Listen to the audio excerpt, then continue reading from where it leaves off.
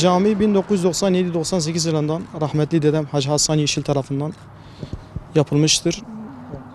Ve mescidi de camiden sonra minare yaptık. Minare de 2002-2003 yılında yapılmıştır. Daha sonra ileriki yıllarda lavabosunu yaptık, tuvalet. Ondan sonra caminin içini yapmışız. Ve sıkıntı şu anda güzel gidiyor. Vallahi dedem de herhalde o da bir gazeteleri görmüş veya Diyarbakır'da görmüş olabilir. Ondan sonra kendi imkanlarımızla, yani akrabamla, eş dostla dedem yapmış.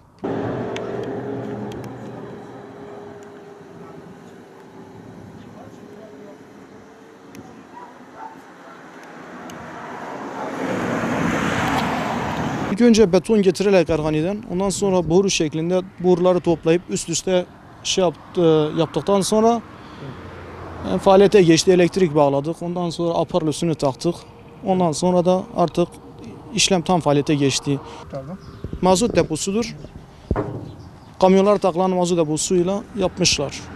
Onlar da minarenin düşmemesi için, sağlamlaştırmak için cami ile minareyi birbirine bağlamıştır. Tellerle gördüğünüz gibi. Üstüne de gene mozaik yapmışız sağlam olsun diye. Çevrede görüp duyan, yani başka illerden gelen, camiden namaz kılan görüp beğeniyor, yani fotoğraflarını çekiyor.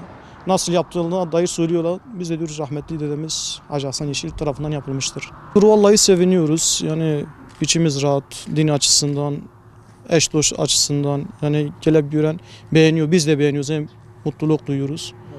Onun için güzel bir şeydir. Dedemiz yapmış, yani şu ana kadar da devam ediyor. Yani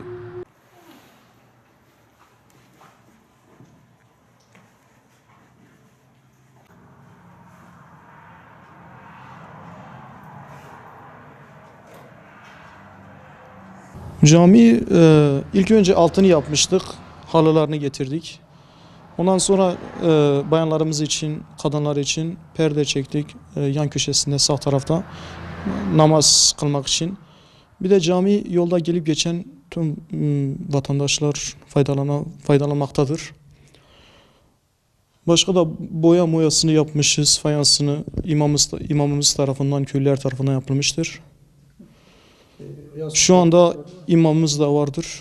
O da gelip gidiyor. Yaz Kur'an kurslarımız da var, öğrencilerimiz de var.